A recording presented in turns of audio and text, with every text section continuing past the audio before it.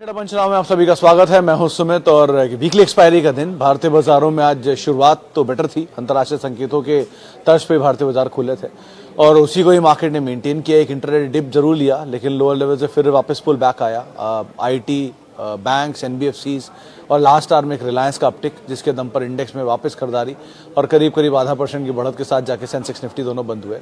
Nifty bank भी आज participate कर रहा था, स्पेशली एचडीएफसी बैंक के दम पर लगातार दूसरा दिन जबकि एचडीएफसी बैंक आज पार्टिसिपेट करते हुए। इसके अलावा आज आईटी में खरीदारी थी, TCS, Infosys, majorly, Tech Mahindra, इसके अलावा बिरला सॉफ्ट जैसी कंपनियां मिड कैप से, परसिस्टेंट जैसी कंपनियां मिड कैप से जो कि पार्टिसिपेट कर रहे थे। रियल्टी शेयरों में खरीदारी थी, Q2 के अपडेट्स आए, शोभा के या फिर लोधा के, इन दोनों का ही इम्पैक्ट वहाँ पर आता हुआ दिखाई पड़ा। करीब 1.5-2% की तेज़ी वैसी थी दोनों स्टॉक्स में और बाकी इंडेक्स में भी जो तेज़ी है वो स्प्रेड आउट होते हुए दिखाई पड़ी, तो पूरा इंडेक्स ही तेज़ी में रहा आज। प्लस आज प्रेशर था पीएसयू बैंक्स में, इनके Q2 अपडेट का इम्पैक्ट वहाँ पर देखने को मिला। मिसाल तौर पे पीएनबी के नंबर्स थे, थोड़ा इम्पैक्ट उसका रहा। मेरिको के नंबर आए Q2 के, जिसके दम पर एफएमसीजी में थोड़ा प्रेशर बनता हुआ दिखाई पड़ा। तो एनर्जी, एफएमसीजी, पीएसयू बैंक्स, ये कुछ ऐसे नाम जो कि दबाव के साथ कामकाज करते हुए दिखाई पड़े। लेकिन ओवरऑल निफ्टी बैंक में खरीदारी थी। Mid cap flat to negative side पे जाके बंद हुआ। Small cap flat to positive side पे जाके कहीं बंद हुआ।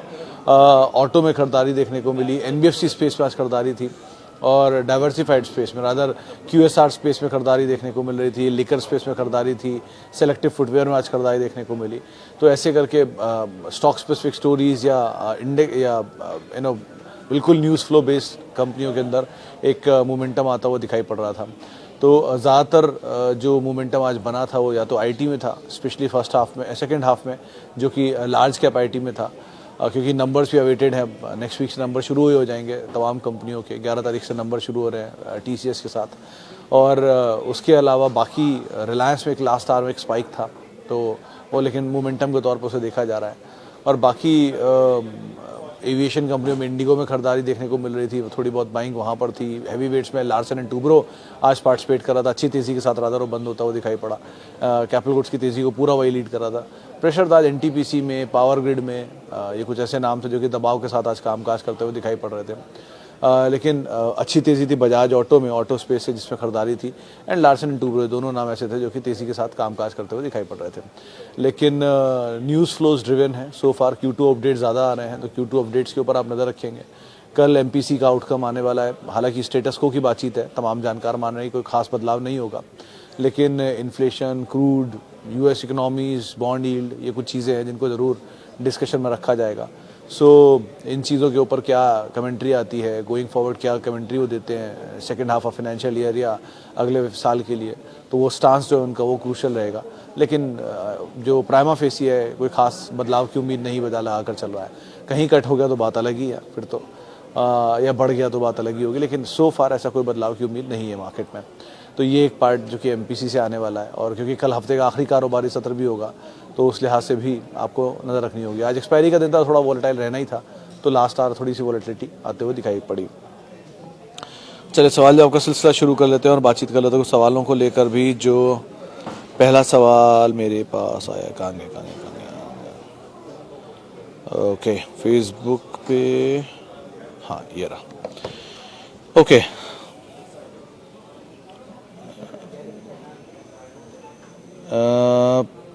5,000 पर मंथ 5 से 7 साल के लिए इन्वेस्ट करना है, कहाँ सेफ रहेगा जहाँ से अच्छा रिटर्न भी मिल सके? तो पंकज जी, अगर आप सेफ्टी पहले देख रहे हो तो एक ही जवाब है इसका, मतलब market is not at all safe. पहली चीज़, स्टॉक मार्केट में सेफ्टी बहुत कम होती है, it's a risky bet always. लेकिन फिर भी अगर यहाँ पर कुछ सेफ है तो निफ्टी ETF आपके लिए सबसे सेफेस्ट ऑप्शन है, क्योंकि वहाँ पूरा बुके मिल गया आपको निफ्टी का, तो आप किसी स्टॉक स्पेसिफिक नहीं जा सकते। पहली चीज़ तो आप या तो म्यूचुअल फंड में जाओ, अगर आपने बिल्कुल ही मार्केट नहीं जानते हो तो। अगर आप थोड़ा बहुत मार्केट भी जानते हो तो ETF is the best option, सबसे सेफ। अगर आपको लगता है नहीं मैं सेक्टर स्पेसिफिक जाना चाहता हूँ, 3 हिस्सों में बांट दो या 2 हिस्सों में बांट दो, तो निफ्टी ETF हो गया, IT ETF हो गया, बैंक ETF हो गया, 3 ETF बन गए। और निफ्टी में वैसे भी सबसे ज़्यादा वेटेज या तो बैंक्स की होती है या IT की है। 21% बैंक है और 17-18% IT है, तो दोनों मिला के आपने 50% हिस्सा तो वैसे ही कवर कर लिया, और बाकी निफ्टी का ETF तीसरा चल ही रहा है आपका।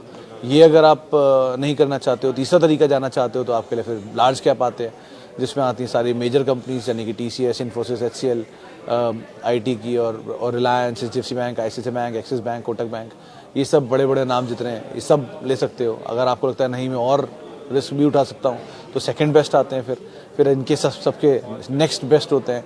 आईसीआईसीआई के नीचे को एक्सिस हो जाएगा, इंडसइंड हो जाएंगे, या बर्जर आ जाएगा एशियन के नीचे, पीडीलाइट आ जाएंगे, यूनाइटेड स्पिरिट्स के बाद रेडिको आ जाएगा, लाइकवाइज।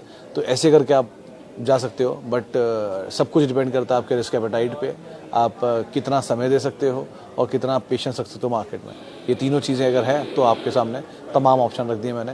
लास्ट में स्मॉल कैप आएगा, जब आप भरपूर लार्ज कैप मिड कैप इकट्ठा कर लो, एक अच्छा एपेटाइट बना लो, मार्केट समझ लो, तब आप स्मॉल कैप ढूंढ लेना। तब आपको मल्टीबैगर जिनको आप तर्क देते हो वो भी वहाँ मिल ही जाएंगे। वैसे मल्टीबैगर लार्ज में भी होते हैं, ऐसा नहीं है, लेकिन वहाँ पर भी आपको आराम से मिल सकते हैं। मुथूट फाइनेंस बाइक प्राइस से नीचे आया है और ख़रीदें या वेट करें? अभी मेरे ख्याल से शर्मा सर वेट कर लो अभी तो, क्योंकि सिनेरियो थोड़ा वीक चल रहा है मन्नापुरम के लिए भी और मुथूट के लिए भी, और अभी नंबर भी आने वाले हैं तो Q2 के अपडेट भी आई जाएंगे कुछ दिन में। सो अगर उस समय कोई रिएक्शन मिल गया तो उसका इस्तेमाल कर लेना, फिर भी एक बार कुछ ज़्यादा बेटर रहेगा आपके लिए। लेकिन अभी के लिए तो wait and watch is a better option. Patanjali versus Adani Wilmar long term view. Long term तो मिश्रा सर दोनों को ही लॉन्ग टर्म में असरटेन किया जाएगा, लेकिन सो फार के लेवल पे अभी ज़्यादा फेवरेबल सिचुएशन है, दोनों ही फेवरेबल है। आप अगर अदानी विल्मर देखोगे तो 325 का स्टॉप लॉस और फिर लॉन्ग होगा, क्योंकि वो 327 के आसपास के लोज हैं। दूसरा अगर आप पतंजलि देखोगे तो पतंजलि भी एक अच्छा बेट है, क्योंकि GQG की इन्वेस्टमेंट से बहुत समय से एक रेंज में ही घूम रहा है। 1170-75 के आसपास GQG की इन्वेस्टमेंट थी और 1245 के आसपास देख रहे हैं इसको। और जो माना जा रहा है कि गोइंग फॉरवर्ड कुछ कारोबार में रीस्ट्रक्चरिंग हो सकती है, ऐसी बाजार में बज़ है, तो वो एक बड़ा ट्रिगर बन सकता है स्टॉक के लिए। और कुछ बड़े इन्वेस्टर्स का एग्जिट होना था, वो भी एग्जिट रिसेंटली हुआ है, सो 2-3 ट्रिगर उसके लिए भी काम कर रहे हैं।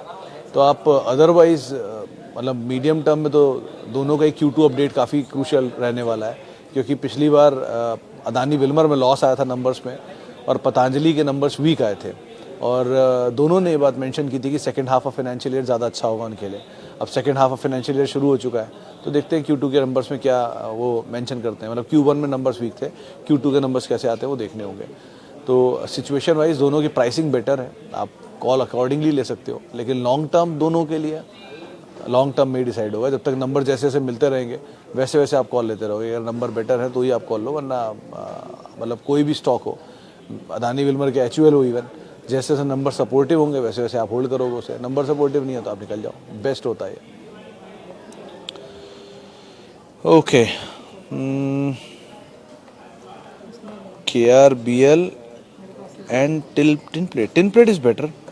डॉक्टर साहब टिनप्लेट तो मतलब इट्स ओल्ड कंपनी और अच्छी कंपनी है, इनफैक्ट धंधा भी अच्छा है। और इनफैक्ट इसके नंबर जब मैं पढ़ रहा था तो शायद 70 या 80% इंडिया की जो टिन्स हैं, जो पैकेजिंग टिन्स हैं, उसमें कंपनी का होल्ड है। और किसी एक सेगमेंट में तो ये 90% तक का भी जो मार्केट शेयर है वो कमांड करते हैं। तो कंपनी अच्छी है, स्ट्रॉन्ग कंपनी है और अच्छे नंबर भी हैं, उसकी पेडिग्री बेटर है। और रही बात KRBL की, तो KRBL इसमें सर सीजनल है, जैसे जैसे तेज़ी या जैसे जैसे ट्रिगर आते हैं तब चलता है। आज तक तो मतलब ऐसा हुआ नहीं कि किसी एक चावल की कंपनी ने आपको सिक्योलर पैसा बना के दिया हो। 4-5 नाम ही मुझे याद हैं, 2-3 तो इसमें से इनफैक्ट NCLT में चली गई, उषा एग्रो होती थी वो चली गई, अब KRBL है और चमन लाल सेतिया है, 2 ही 3 नाम हैं। इवन अदानी विल्मर में भी एक चावल का बड़ा बिजनेस है।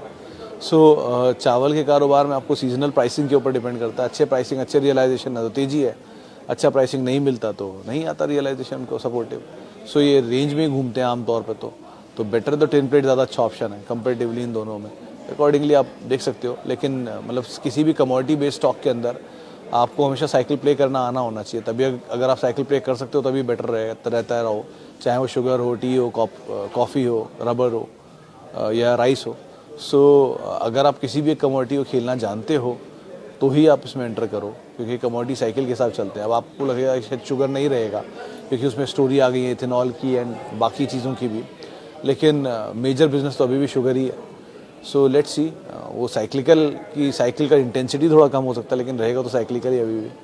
तो अकॉर्डिंगली आप देख लो, लेकिन साइक्लिकल स्टोरीज़ को प्ले करने के लिए आपको साइकिल का समझ बहुत अच्छे से होना चाहिए। इवन टेक्सटाइल में भी यही स्टोरी होती है, वहाँ कॉटन प्राइसेस के ऊपर बहुत कुछ डिपेंड करता है।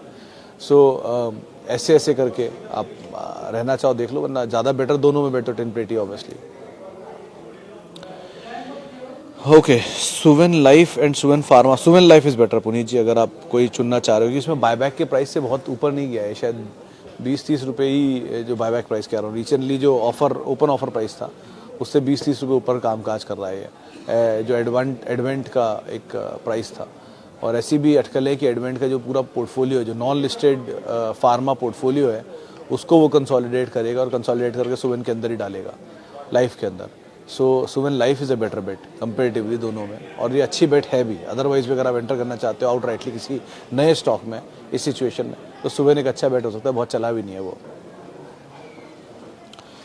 ओके, अब कुछ सवाल। ये क्या था, IFCI? मीनाक्षी जी, IFCI में क्या ही बोलूँ IFCI, MMTC, STC, HMT और MTNL, ये 5 नाम वो कंपनियां जिनकी प्रॉफिटेबिलिटी इधर थिन है या है ही नहीं, या ऑपरेटिंग लॉसेज हैं।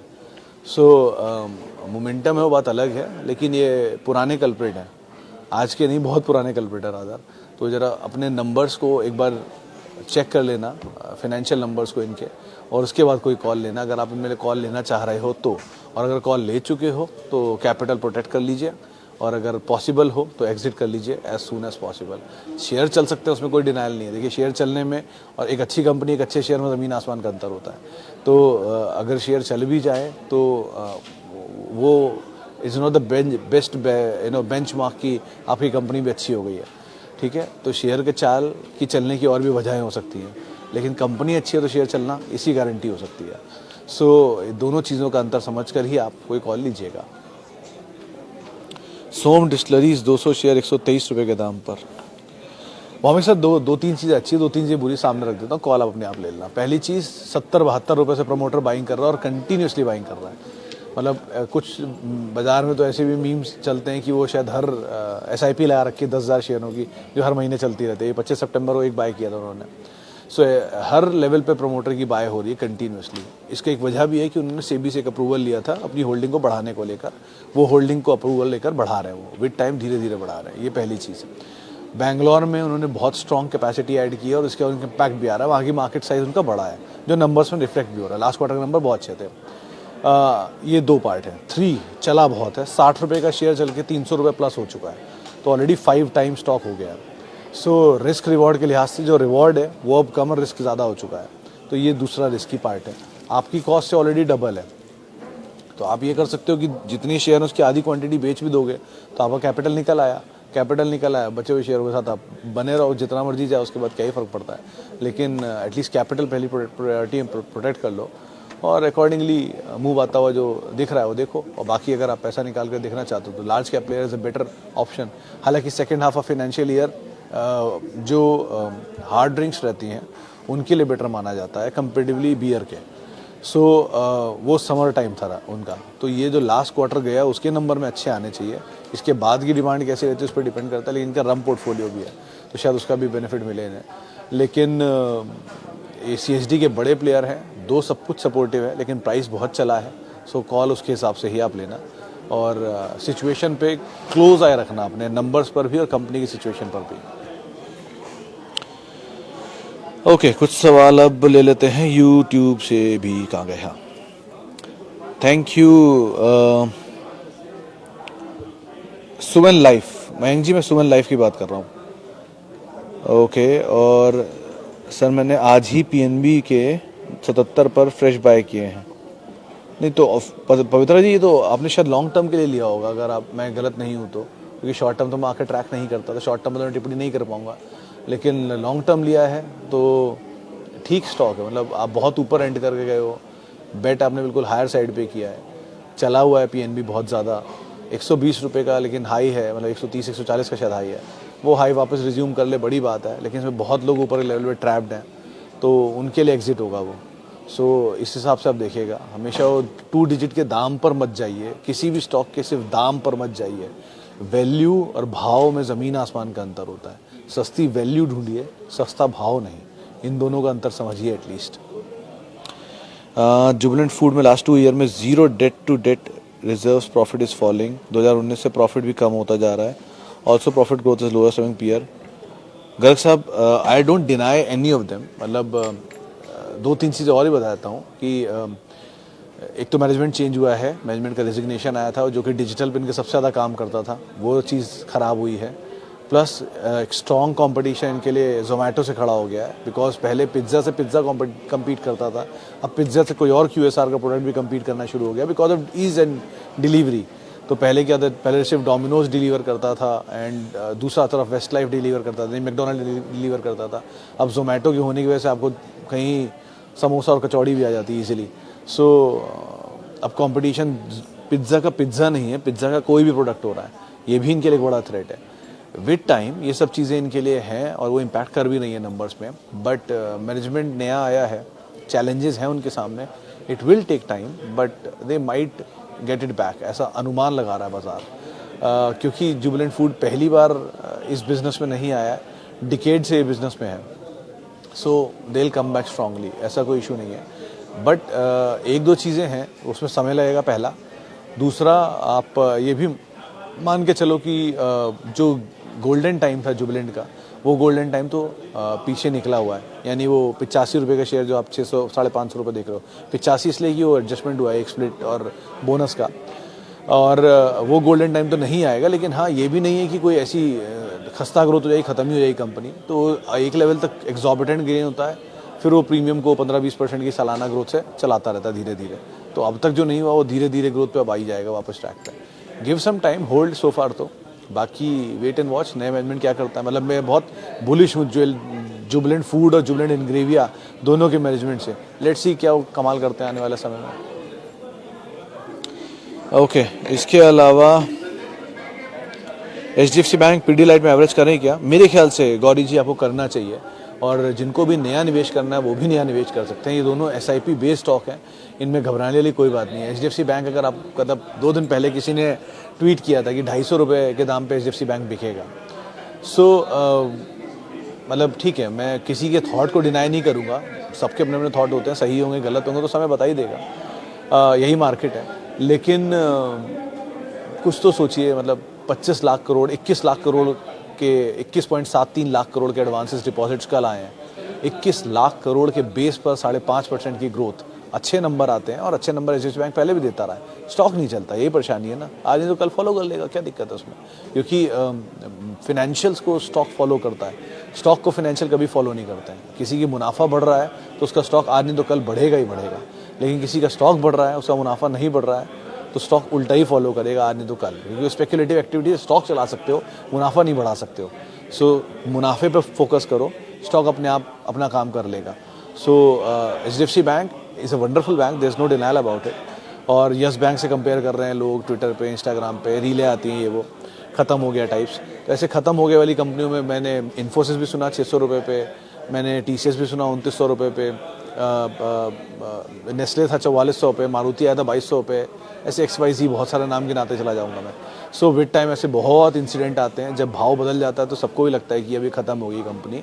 सो HDFC bank is a quality bank, और अगर ये ख़त्म होता तो बहुत सारे म्यूचुअल फंड बैठ जाएंगे, डोंट वरी अबाउट इट, बहुतों के पास है होल्डिंग में। So it's a good stable bank, आराम से SIP टाइप स्टॉक है, दोनों को आराम से एवरेज करिए, दोनों में SIP रखिए, कोई दिक्कत नहीं है। Pix transmission for long term and Radico at CMP, Radico is good to go Channa साहब। पिक्स ट्रांसमिशन चला बहुत है, पीछे की टाइम बहुत चला था, और जो है ये बहुत व्हाट्सएप ग्रुपों का हिस्सा भी रहता है, तो यूजुअली इसको आप अवॉइड करिए। रेडिको इज़ अ बेटर बेट, अगर आप दोनों को चुनना चाह रहे हैं तो रेडिको ज़्यादा अच्छा बेट है, उसको आप पहले देखिए, वो ज़्यादा अच्छी चीज़ है आपके लिए। ओके, वापस चलते हैं जी फेसबुक के ऊपर, और जो सवाल आ रहे हैं वहाँ पर। सन TV 100 शेयर 475 की बाय है, अभी करंट प्राइस 635 है, 40 का डिविडेंड मिल चुका है, आगे का व्यू?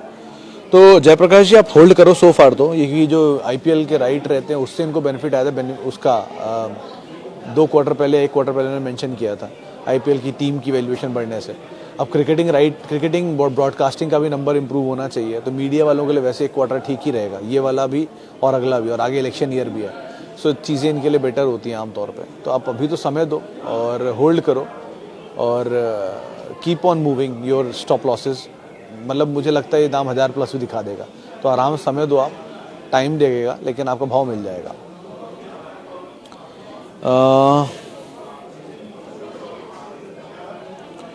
इसके अलावा BEL view for 1 year. Ghoshal साहब, PSU की रैली पे पता, मेरा हमेशा से एक ही ट्रस्ट रहता है कि कोई भी लेवल पे ऊपर माल बिकने आएगा। RVNL पहला एग्जाम्पल, SJVN दूसरा एग्जाम्पल, दोनों में आपने ऊपर के लेवल में माल बिकता हुआ देख लिया। मैंने एक ही चीज़ मेंशन की थी, पूरी रेलवे रैली में RCTC नहीं चला, वो चल सकता है। वो देख लिए चल ही रहा है आजकल, 700 साढ़े 700 रुपये आई गया, 750 रुपये के आसपास आई गया। तो जो नहीं चले हैं वहाँ पे तो मोमेंटम आ सकता है, लेकिन जो एग्जॉर्बिटेंट चले हैं उनमें से माल ही बिकेगा ऊपर के लेवल पे। BEL जो चले हैं उन वाली कैटेगरी में आता है। सो थोड़ा ध्यान संभल के कॉल लीजिएगा। PSU में ट्रैप सालों का ट्रैप होता है, जब भी ट्रैप होता है। तो PSUs में कैपिटल है, प्रोटेक्ट कर लीजिए, डिविडेंड खाइए, एंजॉय करिए इस तरह की होल्डिंग को। लेकिन अगर आप एप्रिसिएशन और मल्टी बैगर रिटर्न के लिए अब लेना सोच रहे हैं कि बहुत अच्छी वैल्यू है, 20 रुपये का 50 रुपये का शेयर है, डबल डिजिट है, तो रिस्क एसोसिएटेड है, उसका ध्यान रखिएगा। चलिए फिलहाल अब इतने सवालों को शामिल करूंगा। माफ़ी उन सभी लोगों से जिनसे बातचीत नहीं हो पाई, और बहुत बहुत शुक्रिया उन सभी लोगों का जिन्होंने सवाल पूछा। आपसे मुलाकात होगी अब कल शुक्रवार के दिन, हफ्ते का आखिरी कारोबारी सत्र में। और आप मेरे साथ जुड़ सकते हैं @सुमित रिसर्च, मेरा ट्विटर हैंडल है। किसी भी निवेश से पहले अपने वित्तीय सलाहकार की राय ज़रूर ले लें।